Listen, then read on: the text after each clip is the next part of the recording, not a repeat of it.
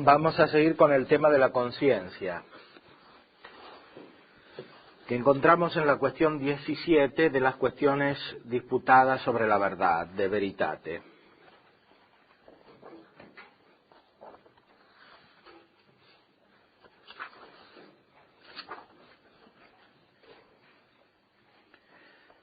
Así como hicimos respecto de la sindéresis, nos preguntamos aquí si la conciencia es una potencia o un hábito. Es el tema del artículo primero.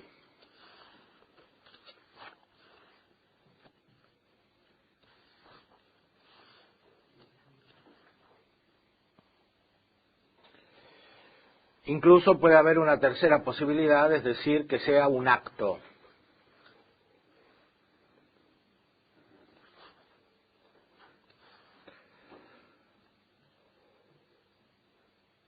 Algunos dicen que la conciencia es entendida de un modo triple. A veces, en efecto, por conciencia se entiende la misma cosa de la cual se es consciente, como también por fe se entiende la cosa creída. A veces, en cambio, se entiende la potencia con la cual somos conscientes. A veces se entiende también el hábito. Y según algunos, a veces también el acto. Hay varios modos de entender la conciencia, hay que determinar claramente de qué se trata. Por conciencia se puede entender la cosa de la cual se tiene conciencia, es decir, los actos que el hombre conoce como atribuidos a él mismo. A veces se entiende una potencia del hombre, una facultad, algo que tiene el hombre para operar, y a veces se entiende un hábito, y a veces todavía una cosa en acto, el acto mismo, la operación de ser consciente. Es a esta última solución a la cual va a tender Santo Tomás en su doctrina. El pensamiento moderno entiende por conciencia una facultad especialmente, la inteligencia o la razón.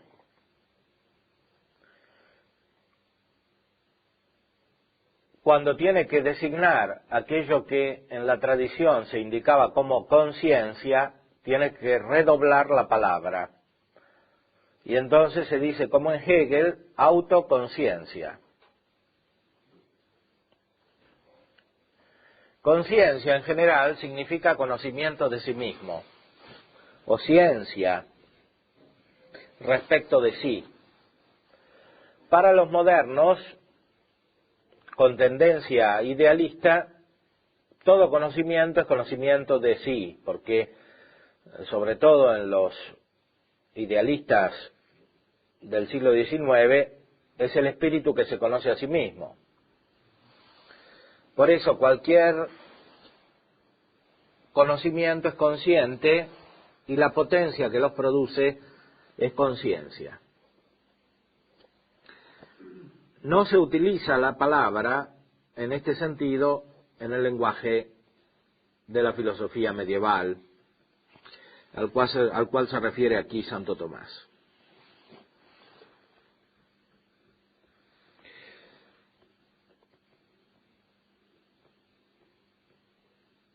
¿Por qué se entiende entonces de estas maneras? Dice la continuación del texto: la razón de esta distinción parece estar en el hecho de que, dado que existe un cierto acto de la conciencia, y respecto del acto se consideran el objeto, la potencia, el hábito y el mismo acto, se encuentra a veces un nombre que es usado equívocamente para estas cuatro cosas. Como el nombre intelecto a veces indica la cosa entendida, se dice, por ejemplo, que los nombres indican los conceptos, es decir, los intelectos. Aristóteles dice que los nombres son signos de las cosas entendidas, o sea, de los intelectos.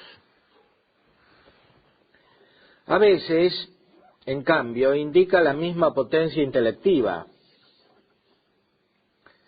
A veces todavía un cierto hábito, como cuando estudiábamos anteriormente el intellectus principiorum. A veces también un acto, el acto de ser consciente de algo, que quiere decir más precisamente conocer algo con la inteligencia respecto de sí mismo.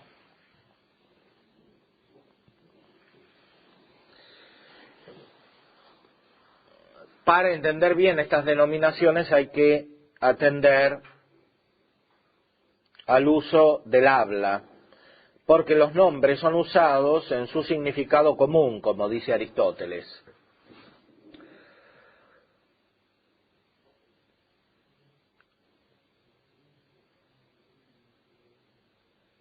Los nombres son signos significativos arbitrarios, y por eso su conexión con los conceptos y con las cosas depende del uso. Hay que determinar bien, en primer lugar, cuál es el uso para entender qué se entiende o qué se designa con una palabra.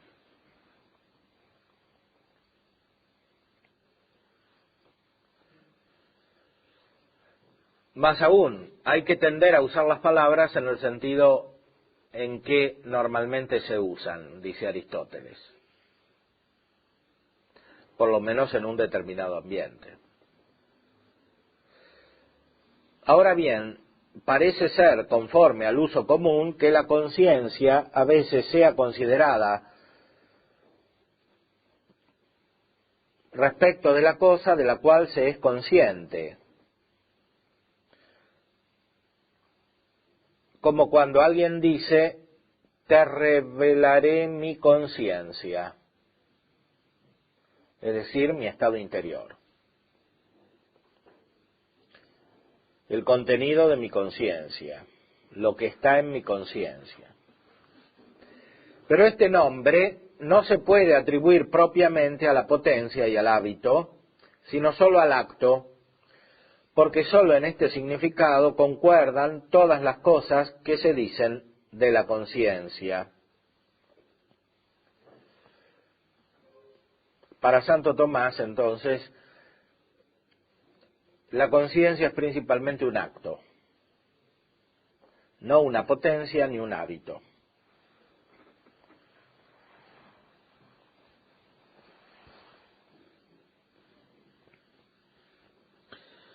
Es de saber, en efecto, que no es usual que el mismo nombre se refiera al acto y a la potencia o al hábito, sino cuando un cierto acto es propio de una cierta potencia o de un cierto hábito.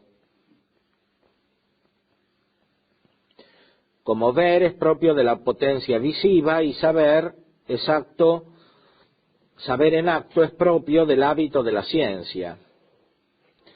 Y por eso la vista a veces indica la potencia y a veces el acto.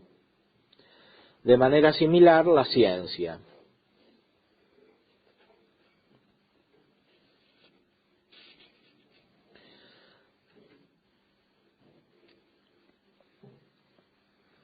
Si en cambio hay un acto que conviene a muchos o a todos los hábitos o potencias, no se usa denominar con tal nombre del acto alguna potencia o algún hábito, como aparece en el caso del nombre uso, que significa justamente el acto de un cierto hábito.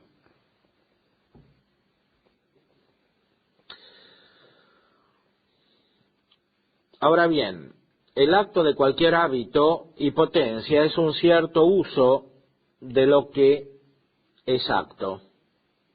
Por eso el nombre uso significa el acto sin indicar de ningún modo la potencia o el hábito. Y de manera similar parece ser el caso de la conciencia. En efecto, el nombre conciencia significa la aplicación de la ciencia a algo. Y por eso se dice con saber, que significa saber juntamente.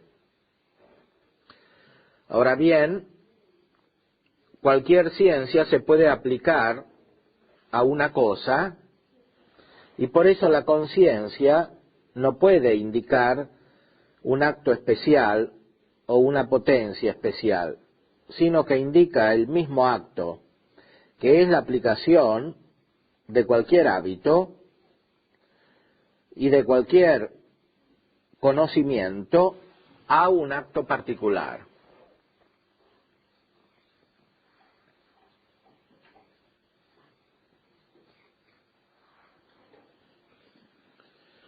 Es decir, conciencia tiene un aspecto común a varias potencias y a varios hábitos.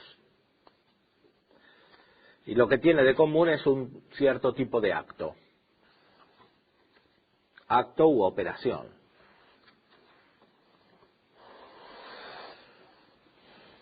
No se trata del acto primero, sino del acto segundo, que es justamente la operación. Pero un conocimiento se aplica a un acto de dos maneras. De un modo en cuanto se considera si el acto existe o es existido, o ha existido. En otro modo, en cuanto se considera si es recto o no recto. Aquí está el punto más importante de la teoría de la conciencia. La conciencia significa que hay un conocimiento de un acto. Se conoce si existe o no existe el acto. Y además se conoce si el acto es bueno o malo.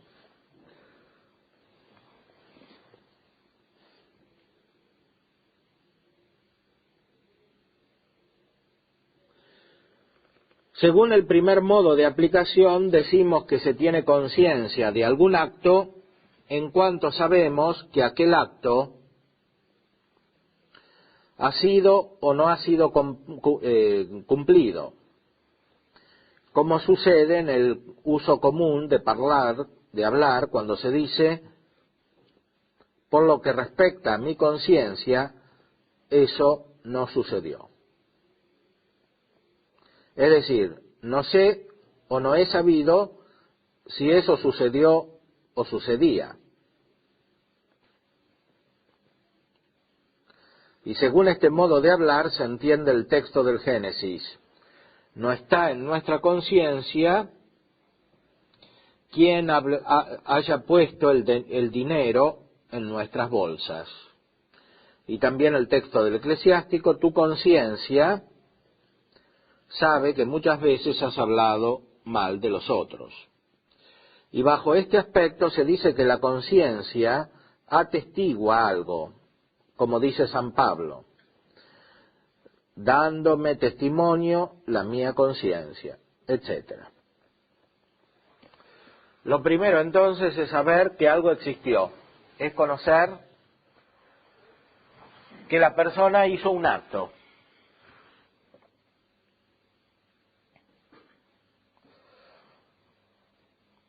Es un acto de conocimiento respecto de los actos, y en primer lugar respecto de la existencia de los actos.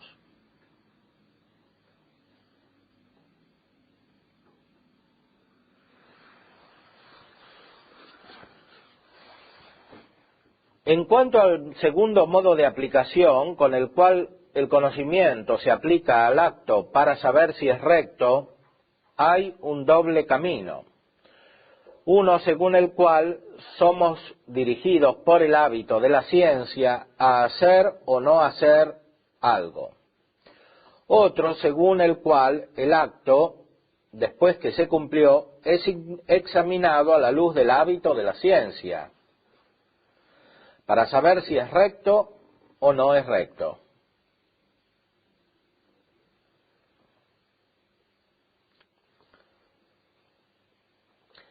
Aquí entra el campo propiamente moral.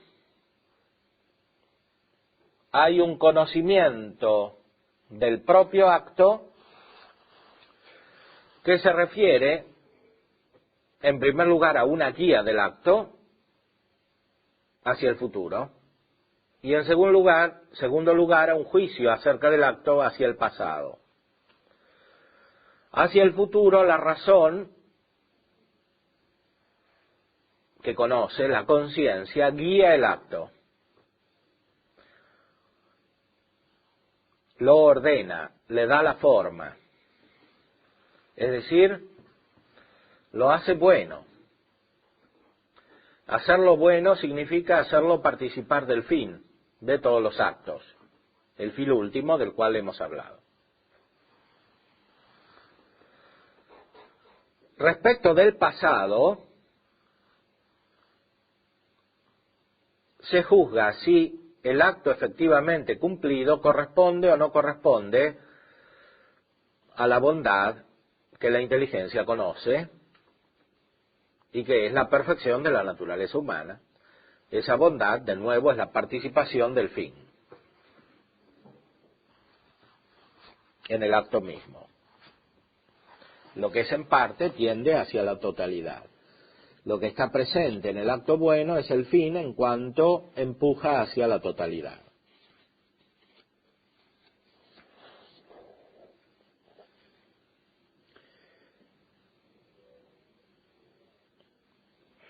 Este doble camino en el campo operativo se distingue según el doble camino que está también en el campo especulativo. Es decir, la vía de la invención y del juicio. Dos caminos.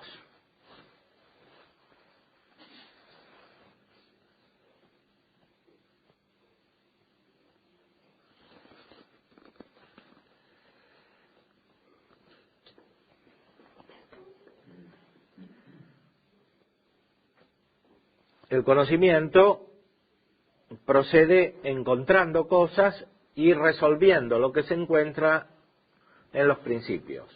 Son dos caminos. El camino según el cual a través de la ciencia observamos qué es lo que hay que obrar, como aconsejándonos, es similar al descubrimiento o a la invención, mediante la cual, a partir de los principios, buscamos las conclusiones.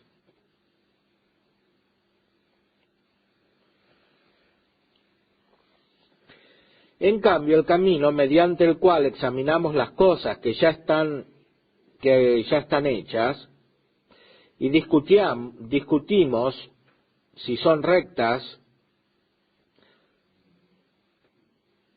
es como la vía del juicio, mediante la cual las conclusiones están resueltas en los principios.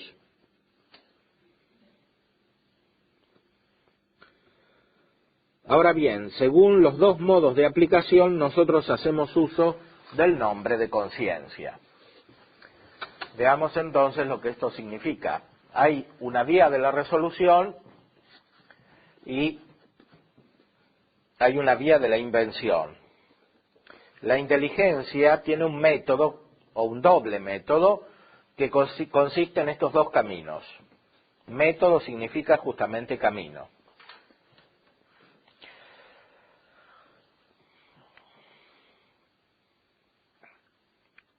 La inteligencia desde los principios encuentra las conclusiones. Primer método. La inteligencia ve las conclusiones en los principios. Segundo método. El primero se llama vía de la invención o del descubrimiento y el segundo se llama vía de la resolución. o del juicio.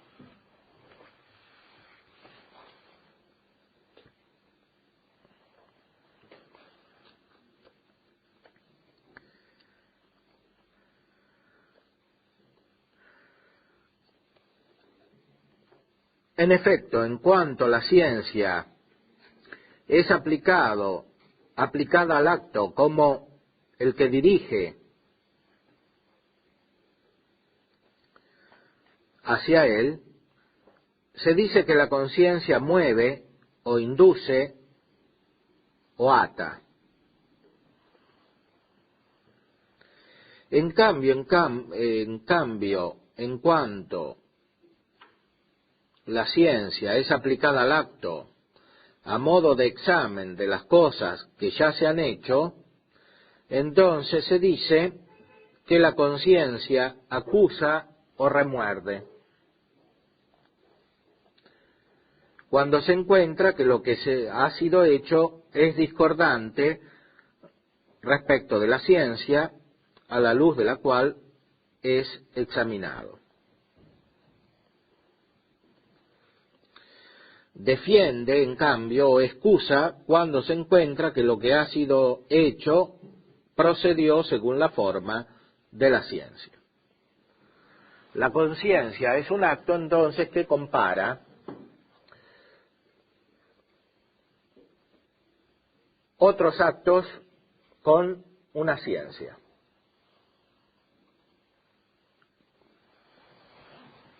O que aplica una ciencia a ciertos actos, de dos maneras. Una hacia el futuro, otra hacia el pasado. Una hacia el futuro como cuando de las premisas se deducen las conclusiones. Una hacia el pasado como cuando se ven las conclusiones en los principios. Como cuando se comprueba de una manera más elevada lo que se está viendo.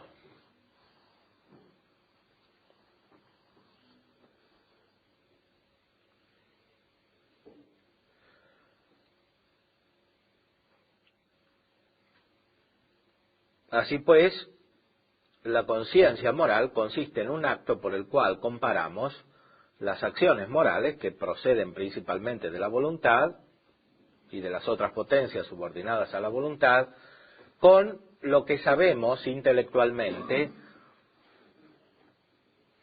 universalmente, acerca de la conducta humana. Eso que sabemos acerca de la conducta humana depende del conocimiento del fin. Porque los actos son buenos cuando corresponden al fin, llevan hacia el fin, anticipan el fin, participan del fin.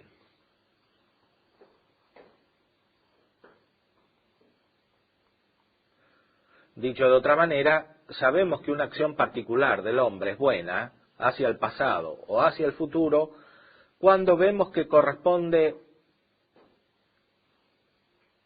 a la bondad de los actos morales, y esta bondad de los actos morales la entendemos cuando consideramos el fin. Porque la bondad de los actos morales consiste en que ayuden a la contemplación, directa o indirectamente, porque la contemplación es el fin del hombre. En la práctica eso significa que los actos morales buenos son aquellos que en sí mismos poseen un aspecto contemplativo.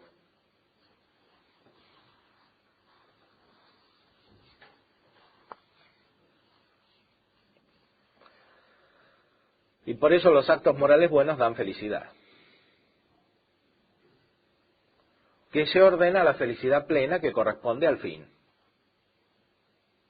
El fin es la contemplación de Dios.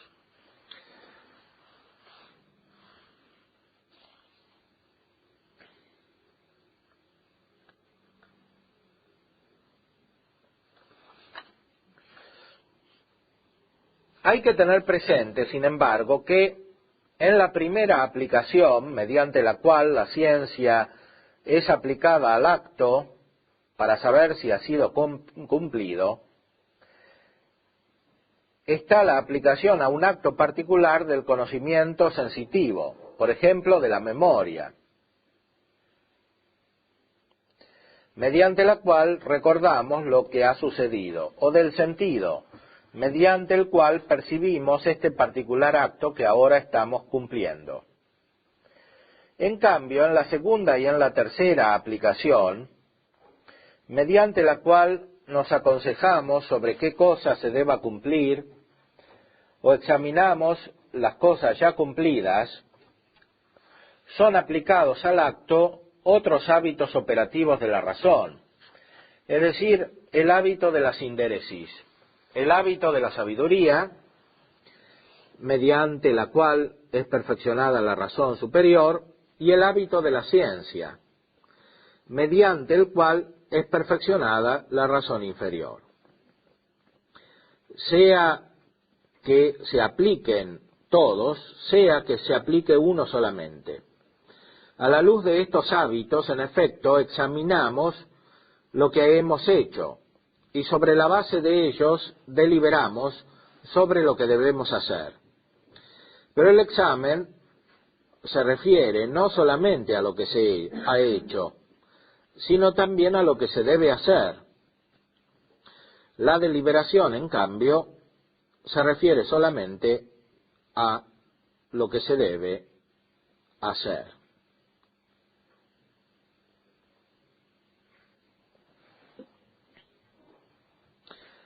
Esta última frase se refiere a una comparación con el acto deliberativo que la inteligencia hace en unión con la voluntad, para elegir una cosa o la otra, para guiar la elección. Ese acto no es acto de conciencia.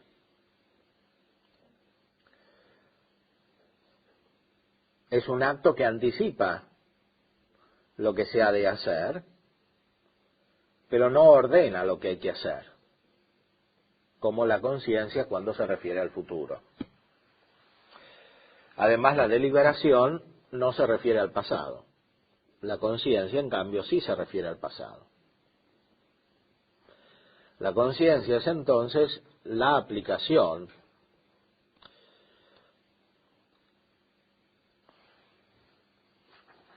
de un hábito científico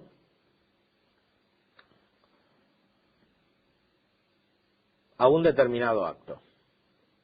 Esa aplicación, a su vez, es un acto. El acto de la conciencia, por lo tanto, puede usar distintos hábitos. El hábito de la sindéresis, que es el de los primeros principios prácticos. El hábito de la ciencia especulativa, porque como hemos dicho, las acciones morales no se comprenden bien sin comprender el fin, y el fin es propio de la ciencia especulativa, o sea, de la metafísica, que es contemplativa.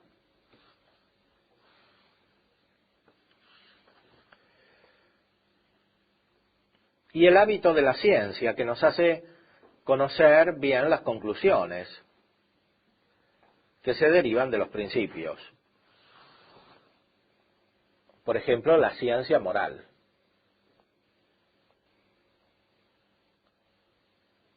Más o menos desarrollada explícitamente. Más aún, también tenemos que tener conocimientos y hábitos, en cuanto es posible en ellos, sensitivos. Por ejemplo, en la memoria. Tenemos que tener memoria de lo que hemos hecho. O tenemos que tener la capacidad de imaginar lo que vamos a hacer. Todo eso entra en la conciencia, que es un acto que unifica todos esos hábitos y los compara respecto del acto cumplido. ¿Qué significa que unifica todos esos hábitos? Significa que de alguna manera los hace pasar al acto, pero no a muchos actos separados, O sea, por un lado está la ciencia teórica, por el otro lado está la sindéresis, por el otro lado está la ciencia práctica, y cada uno va por su cuenta. No es así. En la conciencia hay una unificación del acto que usa todos estos hábitos. Eso es lo más característico de la conciencia.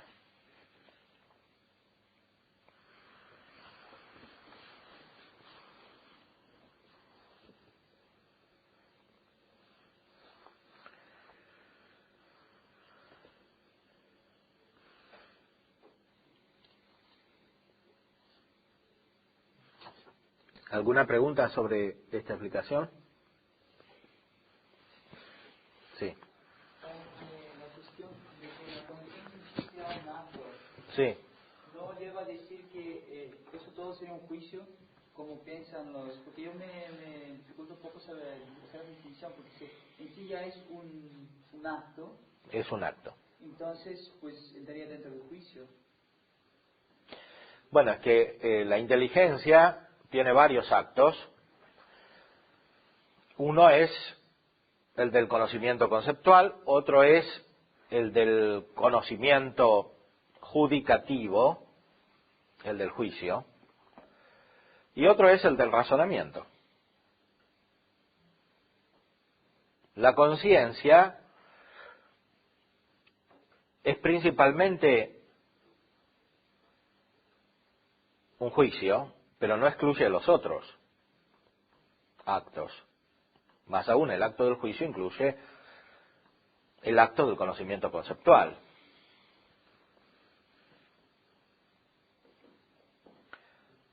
Y el proceso por el cual se lleva al juicio es un razonamiento. Ese proceso corresponde también a la conciencia, porque la conciencia es humana, no conoce directamente los actos que se han cumplido, los que se han de cumplir, sino que necesita un cierto proceso para conocerlos, por la complejidad del ser humano, de la naturaleza humana.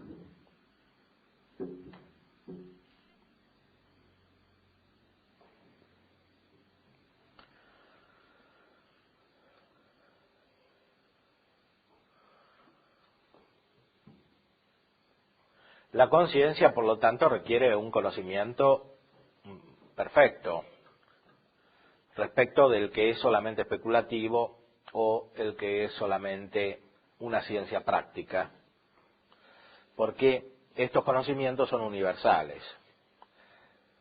La conciencia requiere un conocimiento que se prolonga en cierta manera hacia lo particular y que es capaz de unificar distintos aspectos de la realidad. En primer lugar, de la realidad humana misma, y derivadamente de las circunstancias en las cuales se da la conducta humana, para lo cual hacen falta también ciertas operaciones de las potencias sensitivas, porque con esas potencias sensitivas nosotros captamos lo que hay alrededor nuestro. Todo eso se hace por medio de un hábito que se llama prudencia. La prudencia entra en la conciencia, pero no se identifica totalmente con la conciencia. Es el hábito de las cosas que hay que obrar rectamente.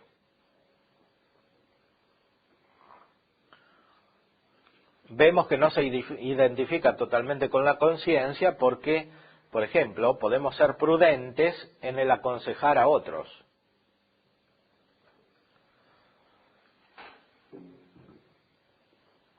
Podemos ser prudentes en el obrar. El obrar no es lo mismo que tener conciencia del obrar.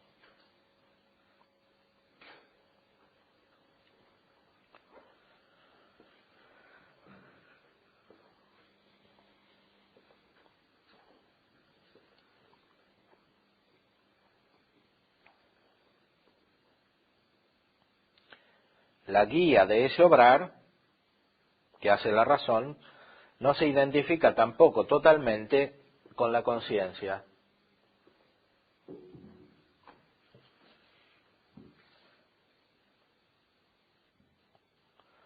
Porque en la conciencia entran otros hábitats, como hemos visto. Yo sé que tal operación es buena, pero eso lo sé no solamente porque capto la razonabilidad de tal operación, sino porque veo el fin.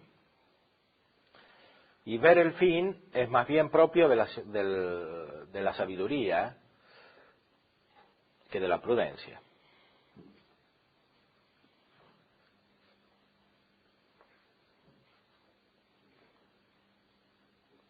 Sé que debo hacer tal cosa y para eso hago intervenir mis potencias sensitivas, para conocer las circunstancias concretamente.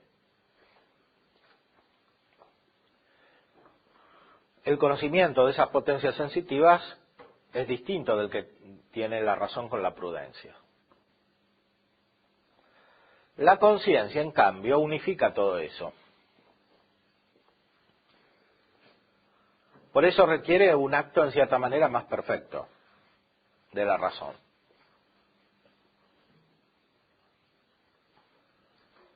Pero si decimos que la conciencia es un acto, Sí. al menos quizá conscientemente, al menos una comprensión, comprendemos también que es consciente y voluntario. Pero en la conciencia, a veces al menos sucede que uno no quiere sentir que ha hecho algo malo, pero la conciencia hace el juicio, incluso casi contra la voluntad de la persona que tiene la conciencia. Sí, claramente. Por eso Santo Tomás decía en el texto que a veces acusa a la conciencia o hace remorder.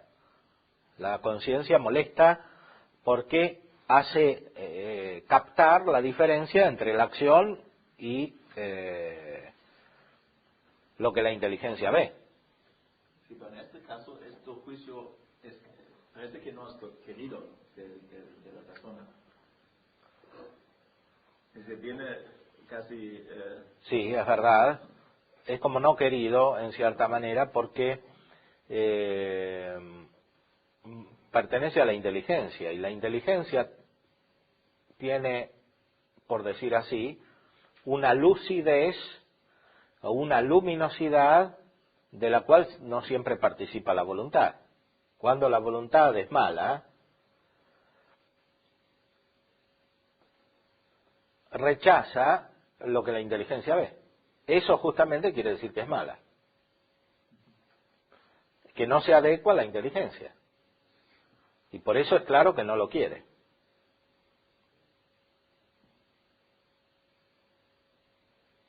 Entonces, este acto puede, digamos, hacerse independientemente de la voluntad. Sí, claro, porque pertenece a la inteligencia, no a la voluntad. Sí, pero también, es decir, en los otros actos, San Tomás también dice que hay una influencia entre los dos. Es decir, la voluntad quiere que la inteligencia comprenda y la inteligencia comprende que la voluntad quiere. Sí.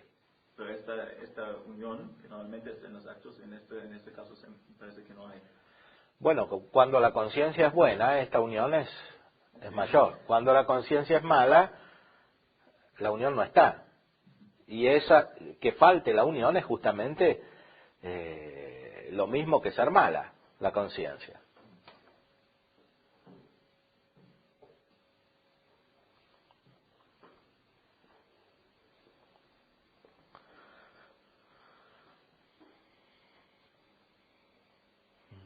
¿Alguna otra pregunta?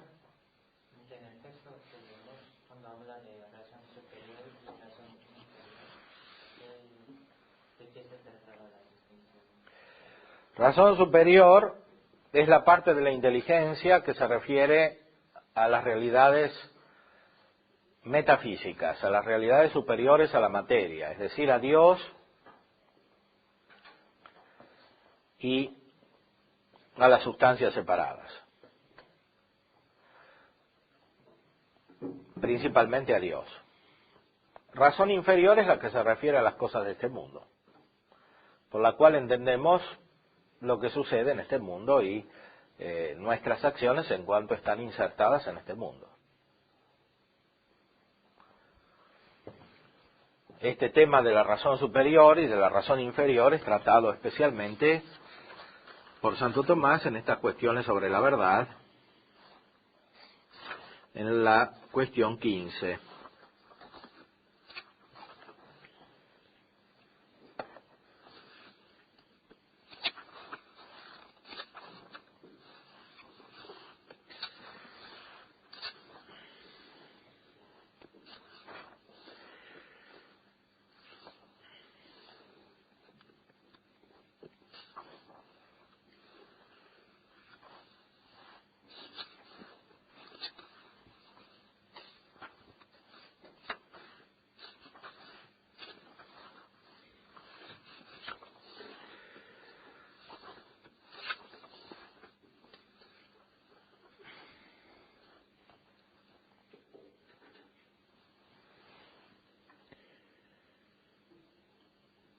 Existen, dice en el artículo segundo de la cuestión 15, algunas naturalezas superiores al alma racional y otras que son inferiores. Y ya que todo lo que es entendido según el modo de quien entiende, el entendimiento de las cosas que están por encima del alma es en el alma racional inferior a las cosas mismas que son entendidas. Mientras, por lo que se refiere a las cosas que están bajo el alma, existe en el alma un entendimiento superior a las cosas mismas, desde el momento que en ella las cosas tienen una existencia más noble que en sí mismas. Y así el alma tiene una relación diversa respecto de unas y otras cosas, y por eso asume diversas funciones. En cuanto en efecto se refiere a las naturalezas superiores, sea como contemplante en modo absoluto su verdad y naturaleza, sea como recibiendo de ellas la razón y el ejemplar de la operación, toma el nombre de razón superior. En cuanto, en cambio, se dirige hacia las realidades inferiores, o para observarlas mediante la contemplación, o para disponerlas según la acción, es denominada razón inferior. Esa es una doctrina que viene especialmente de San Agustín.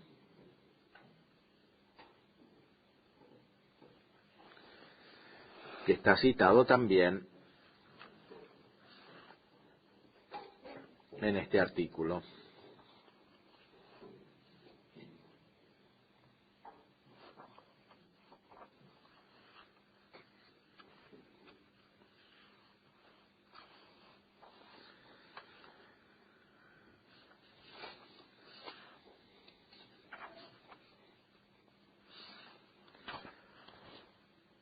Sí. Las subdivisiones que hizo en este apartado de la cuestión, uno es respecto al acto mismo que ha hecho la persona. Si existe o no existe. Si existe o no existe. Y el otro es si es bueno o no es bueno. Esas son las dos divisiones principales. Si existe o no existe, sería visión a futuro y a pasado. Sí, si existe, no, si existe o no existe, el acto es solo respecto del pasado o del presente. Si es bueno o es malo, puede ser respecto del pasado, puede ser respecto del futuro.